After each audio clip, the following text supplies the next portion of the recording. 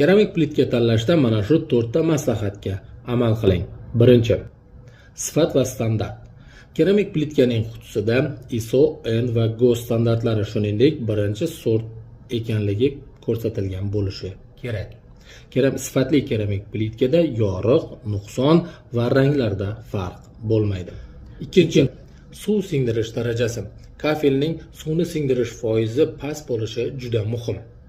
Hojatxona, oshxona va vannalarda 3% ni, tashqi fasadlarda esa 0,5% ni tashkil etishi talab etiladi.